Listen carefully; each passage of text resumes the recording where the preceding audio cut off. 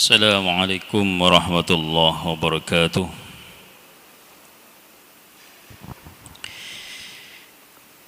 Alhamdulillah, alhamdulillahilladzi khalaqas samawati wal ard wa ja'ala adh-dhulumati wan nur thumma alladhina kafaru bi rabbihim ya'dilun.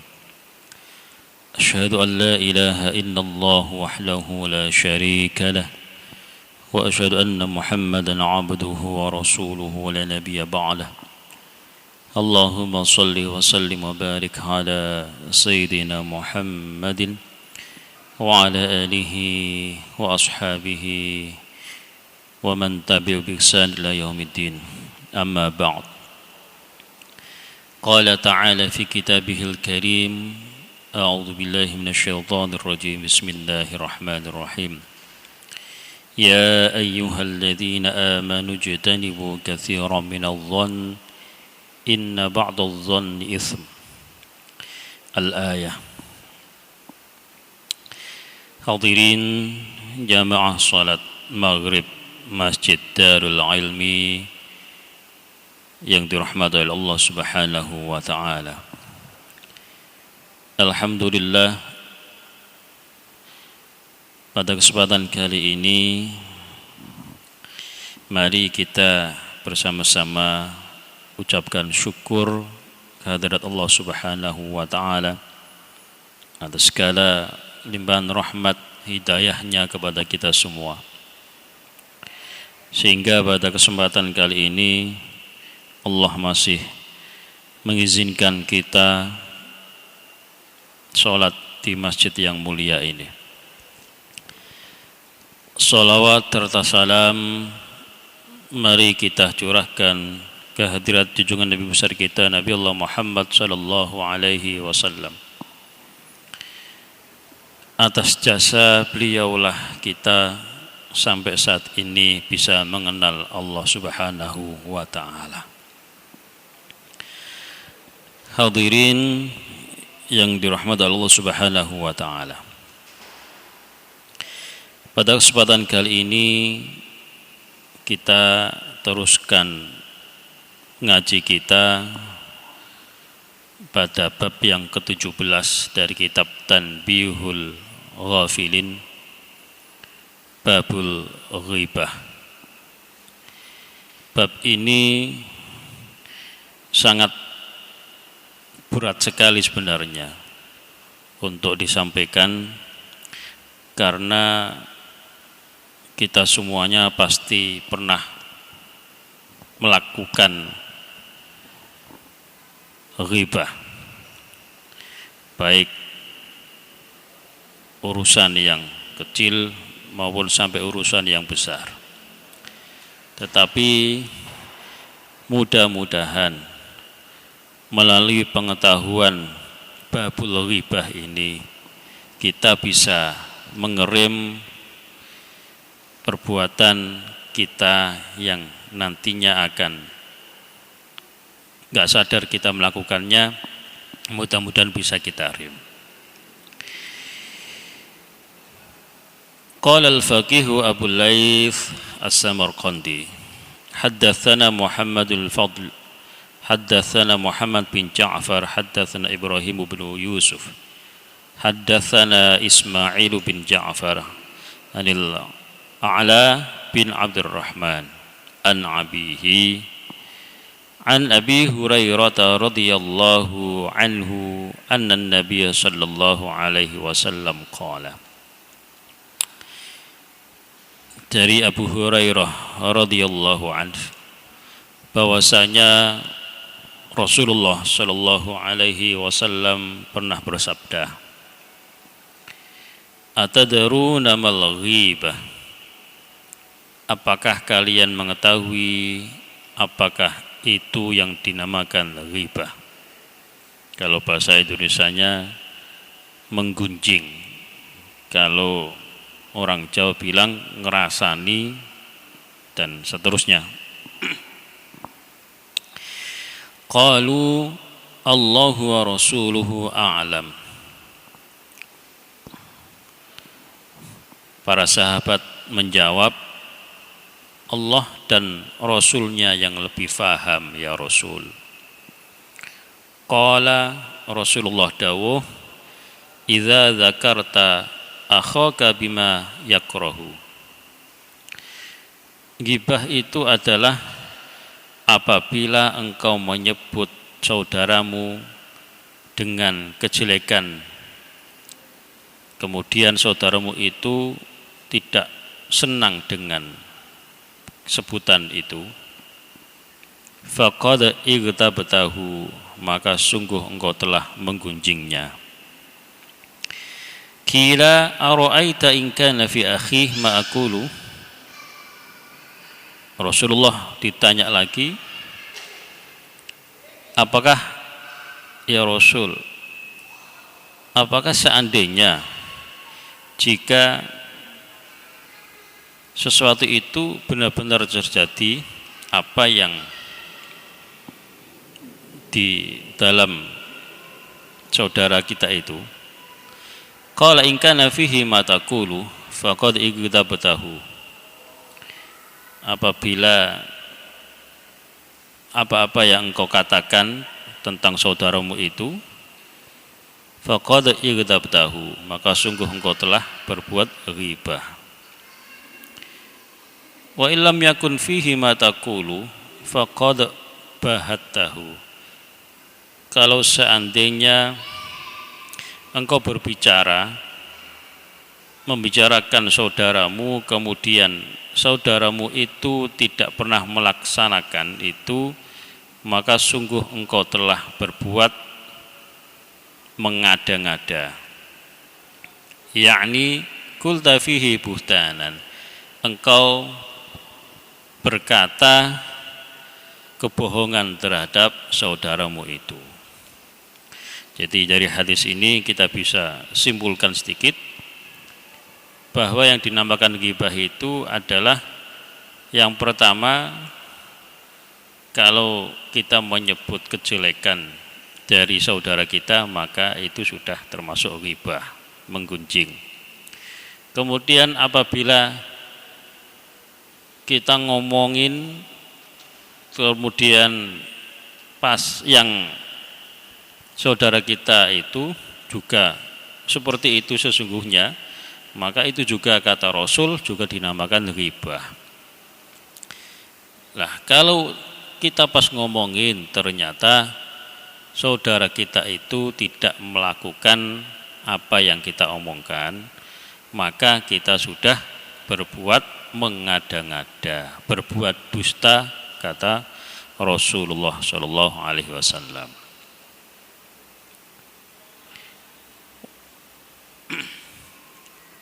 Qala al-faqih dzukira an ba'd al-mutaqaddimin annahu qala law qulta inna fulanan thawbuhu qasirun aw thawbuhu tawilun yakunu ghibatan. Disebutkan sebagian ulama sekarang, ulama-ulama mutaqaddimin, ulama-ulama yang masa datang, annahu qala law qulta, seandainya engkau berkata, inna fulanan thawbuhu qasir, fulan itu pakaiannya pendek, au thawbuhu tawilun, atau pakaiannya itu panjang, yakunu ghibatan, maka itu juga dinamakan ghibah.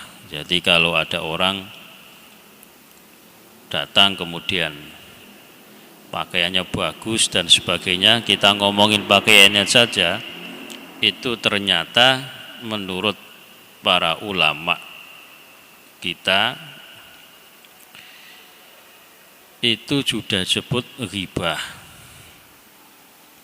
Fa idza dzakarta an thiyabihi yakunu ghibatan. Menyebut dari pakaiannya saja itu juga sudah termasuk ghibah.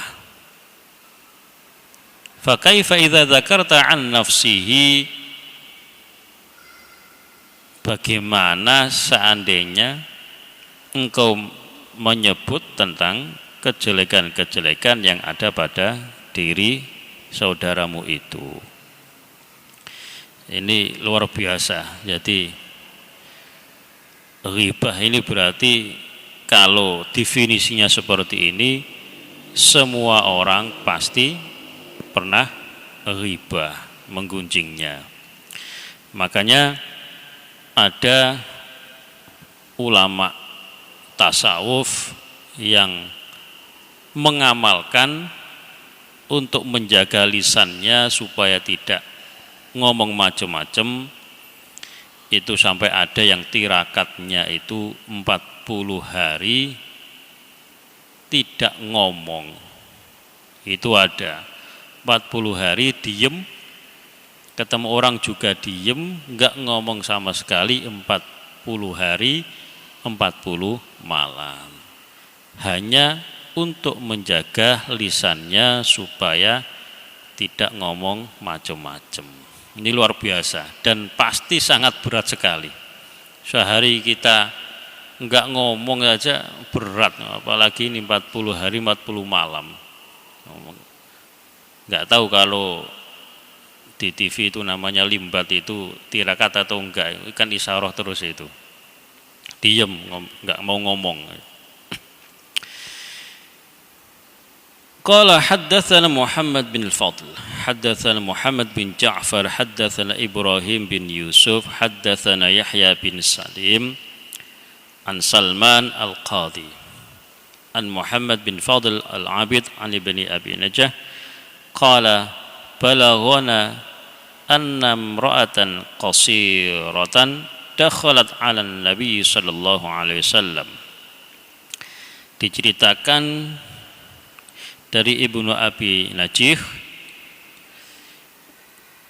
ada seorang perempuan yang postur tubuhnya itu pendek, masuk ke rumahnya Rasulullah sallallahu alaihi wasallam. Falamma kharajat, ketika perempuan qasirah tadi, perempuan yang postur tubuhnya pendek tadi itu keluar,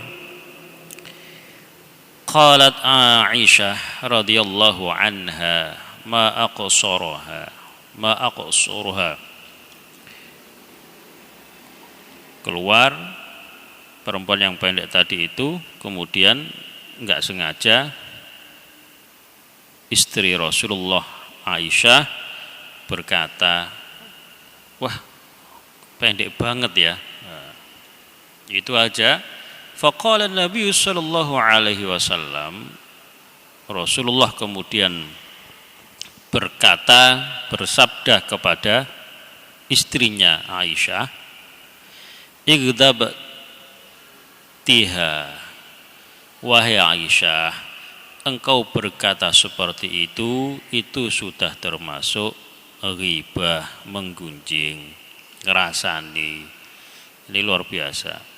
Qalat Aisyah, Aisyah membela diri, ma qultu illa ma fiha ya Rasul, saya kan tidak mengatakan memang yang saya katakan itu memang ada pada dirinya, memang perempuan itu pendek. Qala zakarti akbaha ma fiha, wahai Aisyah, kata Rasul, engkau sudah menyebut kejelekan apa-apa yang ada pada diri perempuan tersebut. Wah, ini luar biasa. Bahkan kalau melihat dari hadis ini, istri Rasul pun tidak lepas dari menggunjing, tetapi karena ada Rasulullah Shallallahu Alaihi Wasallam, langsung ditegurnya, kemudian tidak melakukan perbuatan itu lagi. Itu kalau pas karena waktu itu ada Rasulullah. Haddatsana Muhammad bin Fadl, haddatsana Muhammad bin Ja'far an Ibrahim, haddatsana Abdul Wahhab bin Atha an Muhammad bin Jamani an Abi Harun al-Abdi an Abi Sa'id al-Khudri radhiyallahu anhu anna Nabi sallallahu alaihi wasallam qala. Diriwayatkan dari Abi Sa'id al-Khudri bahwasanya Rasulullah sallallahu alaihi wasallam bersabda, Lailata usriya bi ilas sama. Nah, ini Rasulullah bercerita ini kepada sahabatnya yang bernama Abi Sa'id al-Khudri dan mungkin kepada sahabat yang lain. Cuman yang meriwayatkan ini adalah Abi Sa'id al-Khudri. Ketika malam aku diangkat ke langit, kata Rasulullah,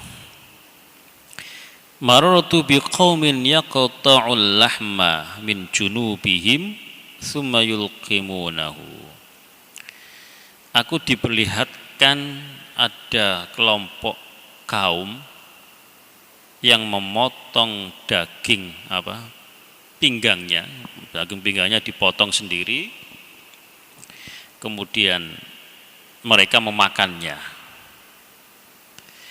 Tsumma yuqalu lahum, kemudian dikatakan kepada mereka, kulu ma kuntum ta'kuluna min luhumi ikhwanikum.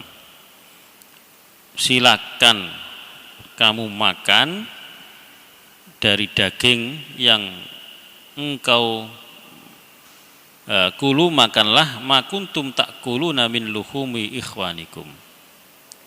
Karena daging pinggangmu itu kamu makan itu sebenarnya engkau sudah makan dari daging saudaramu. Jadi seorang kaum itu memotong daging pinggangnya kemudian dimakannya, itu karena dulu ketika di dunia mereka senangnya memakan daging saudaranya. Nah, diibaratkan menggunjing itu memakan daging saudaranya sendiri.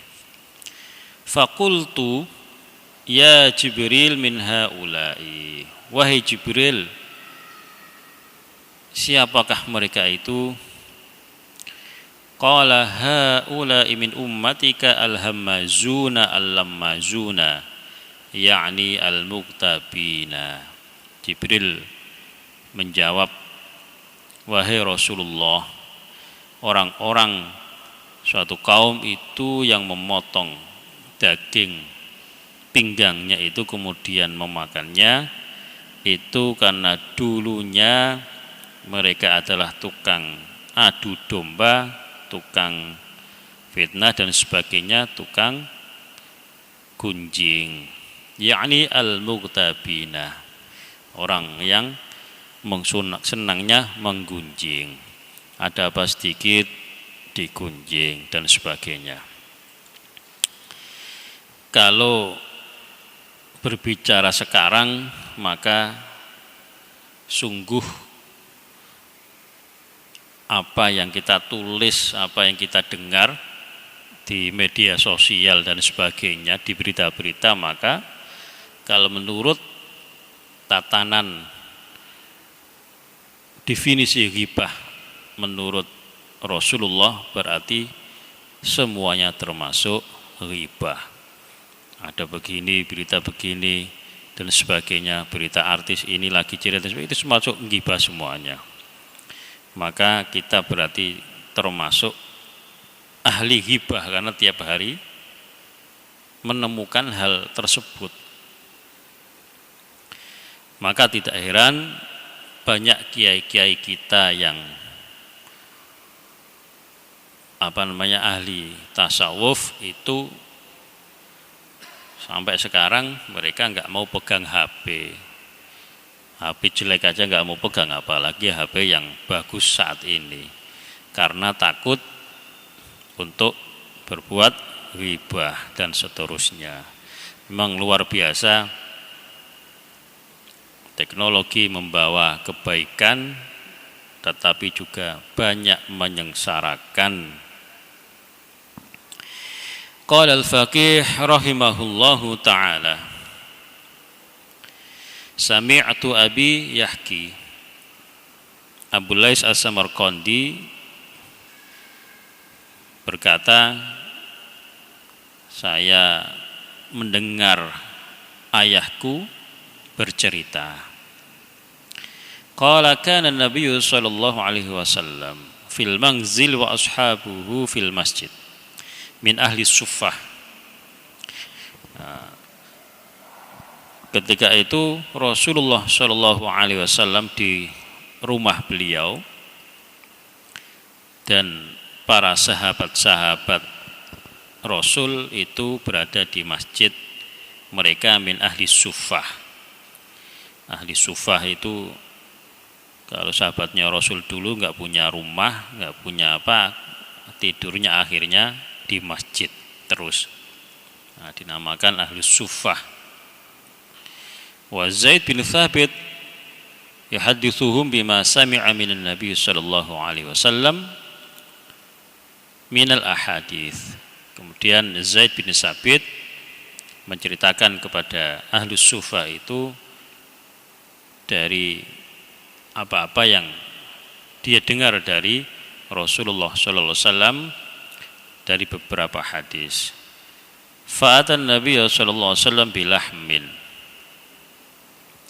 Maka Zaid bin Thabit mendatangi Rasulullah dengan bilahmin, dengan daging. Faqalu li Zaid bin Thabit udkhul 'ala Nabi sallallahu alaihi wasallam wa qul inna lam na'kul al-lahma munzu kadza wa kadza. Maka para ahli suffah itu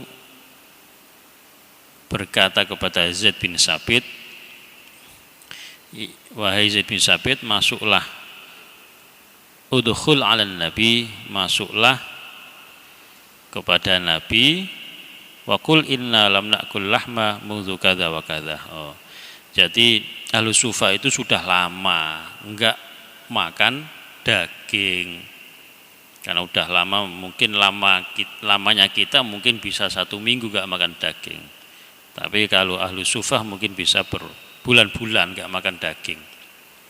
Akhirnya menyuruh Zaid bin Thabit supaya mendatangi Rasulullah sallallahu alaihi wasallam untuk meminta daging untuk dimakannya.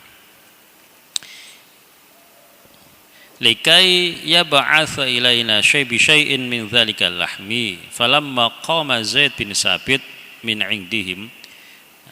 Kemudian Zaid bin Thabit berdiri, qalu fima bainahum inna Zaidan qad laqiya an-nabiy sallallahu alaihi wasallam mithla ma laqina.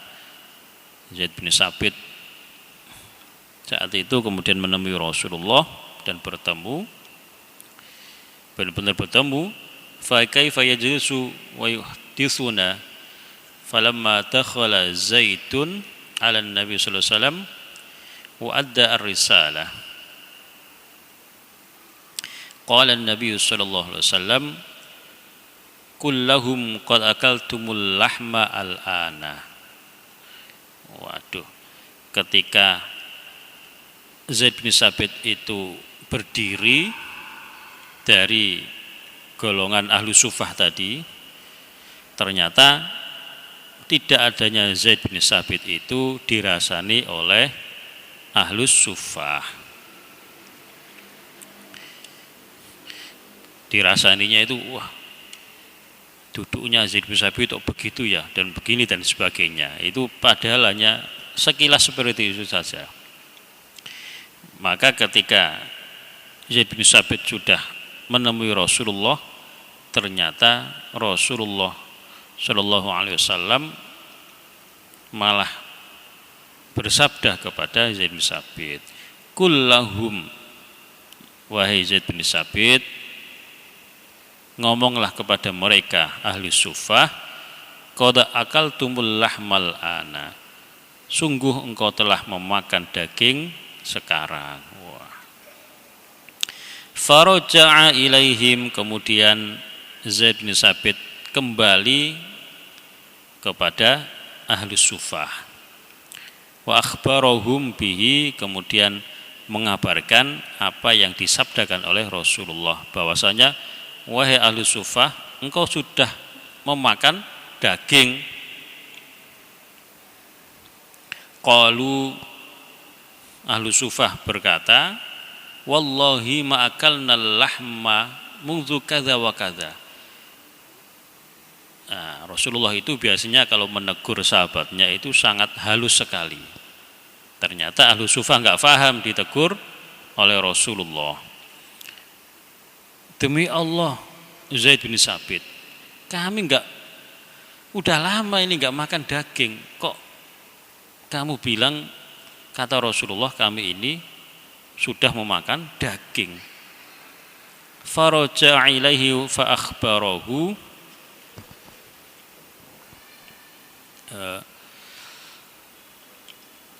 fadakhalu ala nabi, faraja ilaihi fa akhbarahu. Kemudian Zaid bin Sabit balik lagi kepada Rasulullah. Bingung, kata Rasul,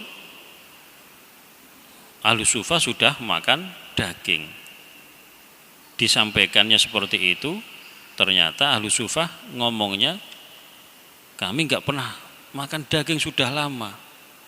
Faqala, maka Rasulullah bersabda, innahum qad akalu al-lahmal ana, adalah maksudnya seperti ini. Mereka itu sudah memakan daging sekarang itu. Faraja ilaihim wa akhbarahum faqamu fadakhalu 'ala nabi sallallahu alaihi wasallam. Akhirnya karena disindir Rasulullah seperti itu, para Ahlu Sufah penasaran, akhirnya mereka datang sendiri kepada Rasulullah sallallahu alaihi wasallam. Faqalu, kemudian mereka bertanya, ya Rasulullah, inna lana kadza wa kadza ma akalna lahma. Wahai Rasulullah, kami sudah lama enggak makan daging. Faqala lahum, maka Rasulullah menjawabnya kepada mereka, al-ana akaltum lahma akhikum. Sekarang kamu telah memakan daging saudaramu sendiri. Baru mereka sadar.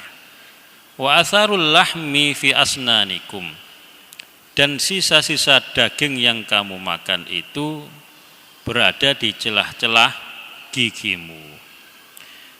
Fabzuku hatta tarau hamratal lahmi, maka ludahlah kalian sehingga engkau mengetahui merahnya daging itu. Wah, ini sangat dahsyat sekali Rasulullah dalam menegur sahabat-sahabatnya ini. Dipakai isyarah, pakai sindiran, enggak paham, akhirnya dengan kata-kata yang sangat menyentuh sekali. Fabazaku ad-damma fatabu, maka mereka sama-sama meludah ad-dam. Ternyata pas meludah itu mereka ada darahnya. Fatabu, mereka akhirnya bertobat. Waroja'u an dzalika, mereka kembali ke masjid lagi. Wa'tadzaru ilaihi, dan mereka berhati-hati untuk ngomong yang aneh-aneh. Waqalu,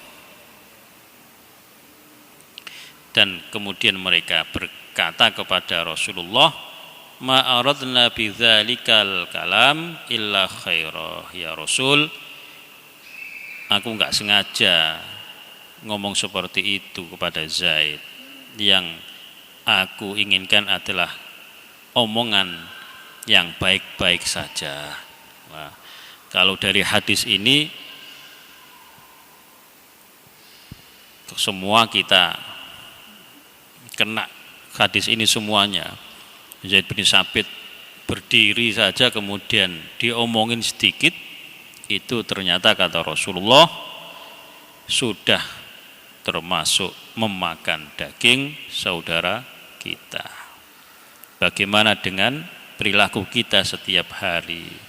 Tiap hari kita buka berita, Facebook dan sebagainya, maka sangat luar biasa babul ghibah ini. Jadi berat sekali untuk kita hindari. Tapi kita berusaha supaya kita menjadi orang muslim mukmin yang kafah. Warawa Jabir bin Abdullah radhiyallahu anhuma qala. Jabir bin Abdullah berkata, hajat rihu muntanitin ala ahdi Rasulillah sallallahu alaihi wasallam faqala an-nabiy sallallahu alaihi wasallam. Saat itu baunya orang yang suka menfitnah pada zaman Rasulullah sallallahu alaihi wasallam kok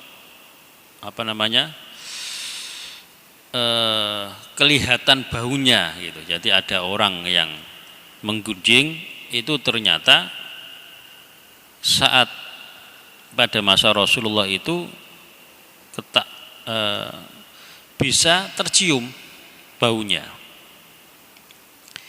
Faqala Nabi sallallahu alaihi wasallam, inna nasan minal munafiqin qad igtabu nasan minal muslimin falidzalika hajat hadhir riyuh al muntinati. Jadi ada segolongan manusia dari kelompok golongan munafikin, mereka membicarakan orang-orang muslim.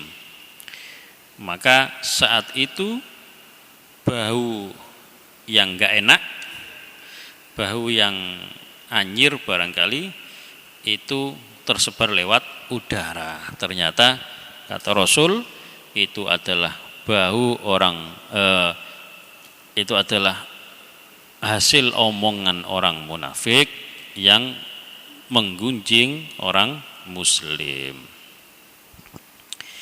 Wa qila li ba'dil hukama, dan dikatakan pula bagi sebagian ahli hikmah, orang ahli hikmah, mal hikmatu fi anna rihal ghibah wa natatiha kanat tatbinun ala ahdi Rasulillah sallallahu alaihi wasallam wa la tatbinun fi yaumina hadza. Kenapa saat zaman Rasulullah sallallahu alaihi wasallam bau orang yang ghibah itu gampang tercium, enggak enak. Tetapi pada masa sekarang kok biasa-biasa saja, sudah enggak ada bau yang busuk. Qala ahlu hikmah berpendapat li'annal ghibata qad kasurat fi yaumina. Perbuatan menggunjing pada hari ini itu sudah sungguh sangat banyak sekali. Hampir semua orang sudah melaksanakan perbuatan ini. Famtala atil anufu minha, maka hidung-hidung mereka terpenuhi oleh bau itu, oleh ghibah itu. Falam natabayyan ar-raihah, maka bau ghibah itu sudah tidak bisa tercium oleh hidung-hidung sekarang ini. Wahya an-natlu wa yakunu mithalu hadza mithal rajulin dakhala daral tibaghin. Contohnya begini, kata orang ahlu hikmah. Seseorang yang masuk rumahnya tukang samak. Tukang samak itu kulit. Biasanya kalau kurban banyak kulit yang dibeli, kemudian ada pengepul kulit. Lah, orang yang baru masuk tempat penyamaan itu langsung bau sekali, hidungnya langsung tercium nggak enak. La yaqdiru 'alal qarar fiha min syiddatir raihah, nggak kuat, akhirnya pakai masker, hidungnya ditutup dan sebagainya. Wa ahlu tilkad dar yakuluna fiha at-ta'am, tetapi bagi tukang samak itu udah enggak pakai, udah baunya sudah enggak kecium lagi. Bahkan makan dan minum di tempat itu juga, yaitu sudah kebal hidungnya dari bau kulit. Wala tatabayyan lahum ar-raihah, baunya kulit yang disamak itu sudah enggak jelas lagi di hidung mereka. Li'annahu qad imtala'at unufuhum minha, karena bau daging, bau kulit itu sudah biasa, hidung mereka itu sudah menciumnya sudah biasa. Kadzalika amrul ghibah fi yaumina hadza, demikian pula perbuatan ghibah pada masa saat ini, karena sudah biasa setiap orang sudah melakukan ghibah, maka hidungnya pun sudah tidak bisa menciumnya. Jadi seperti tukang samak kulit, jadi sudah nggak bisa merasakan lagi bau kulit tersebut, karena sudah saking seringnya, saking banyaknya perbuatan ghibah yang dilakukan pada masa sekarang ini. Ini menurut orang ahlu hikmah.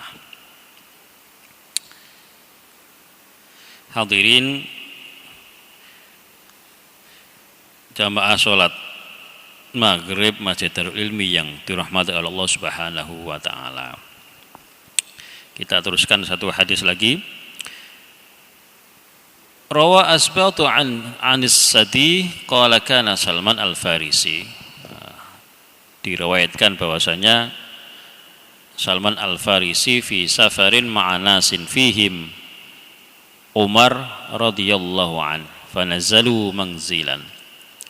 Diceritakan bahwasanya Salman Al-Farisi, sahabat Rasul yang dermawan, itu lagi safar, lagi musafir perjalanan, dan bersamanya pula Umar ibnul Khattab.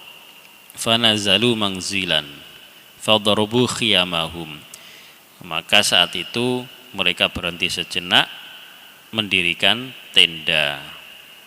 Mereka membuat tenda-tenda, wasana'u ta'amahum, mereka membuat makanan sendiri, wa nama Salman, para sahabat lagi asik-asik bikin tenda, bangun tenda, kemudian mereka bikin makanan, Salman Al-Farisi lagi malah tidur. Faqala ba'dul qaum, maka sebagian sahabat itu di hatinya jengkel. Kemudian berkata, ma yuridu hadzal 'abdu illa ayyaji'a ila khiyamin madrubatin. Apa sih yang dimau ini Salman ini? Maunya tenda sudah berdiri, makanan sudah terhidang, baru dia datang.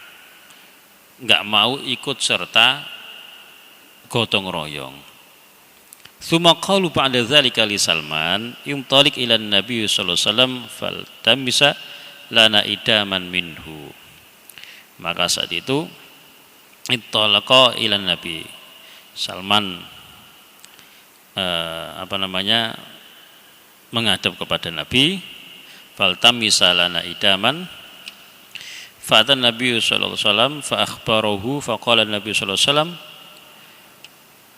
akhbarahum annahum iktadamu fa akhbarahum bidzalika fa qalu ma ta'amna ba'du wa ma kadziban Nabi sallallahu alaihi wasallam alaikum fa atauhu fa qala lahum Nabi sallallahu alaihi wasallam qad iktadamtum min lahmi sahibikum hina qultum ma qultum wa huwa naimun fa atauhu fa qala lahum Nabi sallallahu alaihi wasallam ya ayyuhalladzina amanu jtanibu katsiran minadh-dhanni inna ba'dadh-dhanni itsm. Nah, saat itu Salman Al-Farisi menghadap kepada Rasul, kemudian Rasulullah ngasih saran, ngasih nasihat kepada sahabatnya yang menggunjingnya itu, kamu sudah makan makanan, kata Rasul. Loh, aku belum makan ini. Maka ternyata yang dimaksud makanan itu adalah qad iktadamtum min lahmi sahibikum. Engkau sudah makan daging dari sahabatmu sendiri ketika engkau berkata wa huwa naimun. Ketika Salman Al-Farisi lagi tidur, engkau ngomongin yang enggak itu ternyata kata Rasulullah, dawuh Rasulullah itu sudah termasuk memakan daging saudaranya sendiri. Kemudian Rasulullah membacakan ayat, hai orang-orang yang beriman, jauhilah kalian minadh-dhanni inna ba'dadh-dhanni itsm.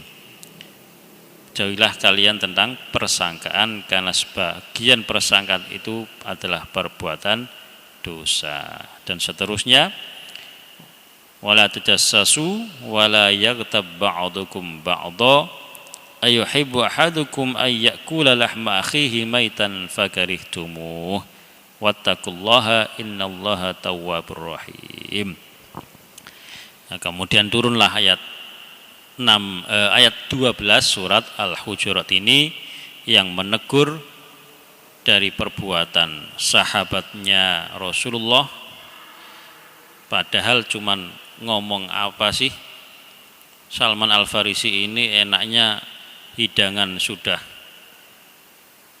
ada, tenda sudah berdiri, baru datang.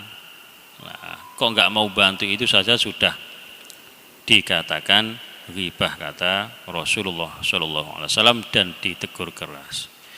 Mudah-mudahan kita semuanya berbuat semampu kita untuk menghindari dari perbuatan ghibah ini, karena setiap hari, setiap jam kita berhadapan dengan banyak orang, berinteraksi dengan masyarakat, berinteraksi dengan HP yang super canggih, sehingga kita terkadang lalai. Mudah-mudahan Allah menjaga diri kita, lisan kita dari perbuatan yang tidak diinginkan oleh Allah dan Rasulnya.